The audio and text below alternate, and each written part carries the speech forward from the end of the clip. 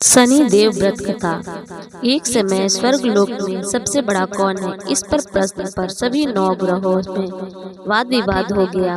इस पर फैसला करने के लिए सभी 9 ग्रह राजा इंद्र के पास पहुँचे और बोले, हे देवराज, आज आपको यह फैसला करना होगा कि हम में से सबसे बड़ा कौन है। यह प्रश्न सुन देवराज इंद्र उलझन में पड़ गए और उन्होंने इस पर फैसले को लेकर असमर्थता जताते हुए सभी 9 ग्रहों को पृथ्वी लोक के राजा विक्रमादित्य के पास जाने का सुझाव दे दिया।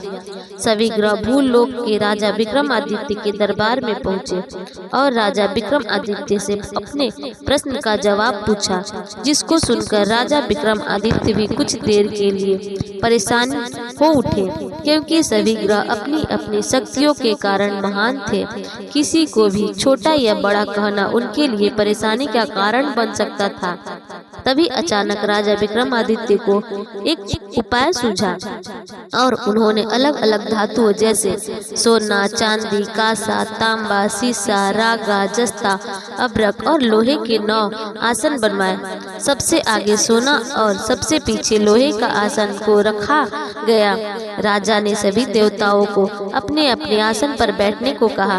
राजा विक्रमादित्य ने कहा, जो जिसका आसन हो ग्रहण करे। जिसका आसन पहले होगा वह सबसे बड़ा और जिसका आसन बाद में होगा वह सबसे छोटा होगा।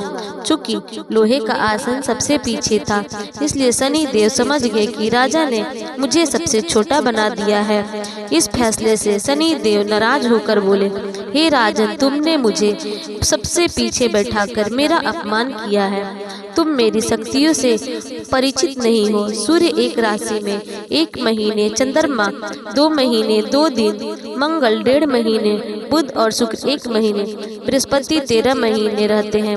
लेकिन मैं किसी की राशि पर 2.5 वर्ष से लेकर 7.5 वर्ष तक रहता हूँ। बड़े बड़े देवताओं को मैंने अपने प्रकोप से पीड़ित किया है। अब तू भी मेरे प्रकोप से सावधान रहना। इस पर राजा विक्रमादित्य कहा, जो कुछ भाग्य में होगा देखा जाएगा। कुछ समय बाद जब राजा विक्रमादित्य पर 7.5 की दशा आई तो शनि देव ने घोड़े के व्यापारी का रूप धारण किया और बहुत से घोड़ों के साथ विक्रमादित्य के नगर पहुँचे। राजा विक्रमादित्य उन घोड़ों को देखकर एक अच्छे से घोड़े को अपनी सवारी के लिए चुनकर उस पर चढ़े। राजा जैसे ही उस घोड़े पर सवार हुए, वह बिजली की गति से दौड़ पड़ा। तेजी से दौड़ता हुआ घोड़ा राजा को दूर एक जंगल में लेकर चला गया और फिर वहां राजा को गिराकर गायब हो गया। राजा अपने नगर लौटने के लिए जंगल में भटकने लगे, लेकिन राजा को कोई रास्ता नहीं मिला। राजा को बहुत तेज भूख प्यास लगी थी। जंगल में बहुत घूमने पर राजा को एक चरवाहा मिला। राजा ने उससे पानी मांगा। पानी पीकर राजा ने उस चरवाहे को अपनी अंगूठी दे दी और उससे रास्ता पूछकर जंगल से निकलकर पास के नगर में चल दिया। नगर पहुंचकर राजा एक सेठ की दुकान पर बैठ गया। राजा की कुछ देर दुकान पर बैठने से सेठ की बहुत बिक्री हुई। सेठ ने राजा को भाग्यवान समझ और उसे अपने घर भोजन पर लेके गया। सेठ के घर में सोने का एक हार खूंटी पर लटका हुआ था। राजा को उस कमरे में छोड़कर सेठ कुछ देर के लिए बाहर चला गया।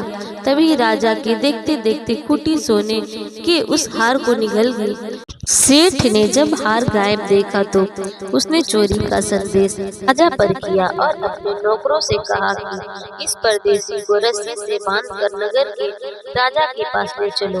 राजा ने विक्रमादित्य से हार के बारे में पूछा तो उसने कहा कि खूंटी ने हार को निगल लिया। इस पर राजा क्रोधित हुए और उन्होंने चोरी करने के अपराध में विक्रमादित्य के हाथ पांव काटने का आदेश दे दिया। सैनिक ने राजा विक्रमादित्य के हाथ पांव काटकर उन्हें सड़क पर छोड़ दिया। कुछ दिन बाद एक तेली उन्हें उठाकर अपने घर ले गया और उससे कोल्हू पर बिठा दिया। राजा आवाज देकर बैलों को हाँकता रहता। इस तरह तेली का बैल चलता रहा और राजा को भोजन मिलता रहा। शनि के प्रकोप की 7.5 पूरी होने पर वर्षा ऋतु प्रारंभ हुई।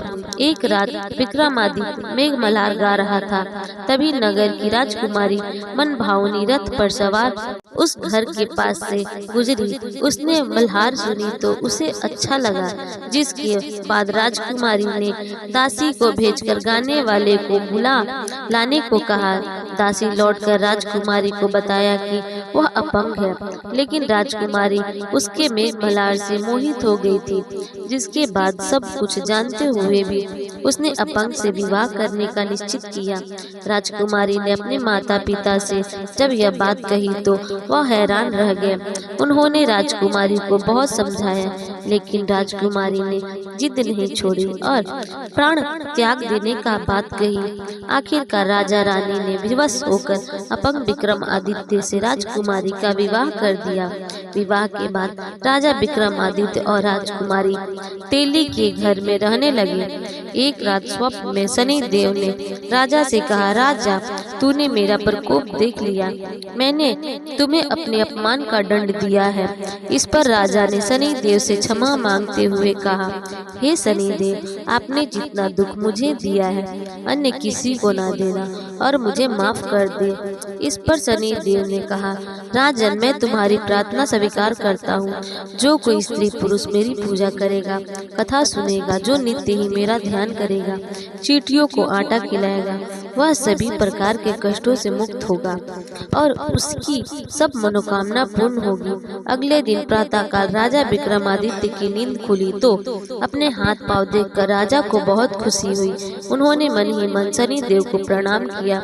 राजकुमारी भी राजा के हाथ पांव सलामत देखकर आश्चर्य में डूब गई। तब राजा विक्रमादित्य ने अपना परिचय देते हुए शनि देव के प्रकोप की सारी कहानी सुनाई।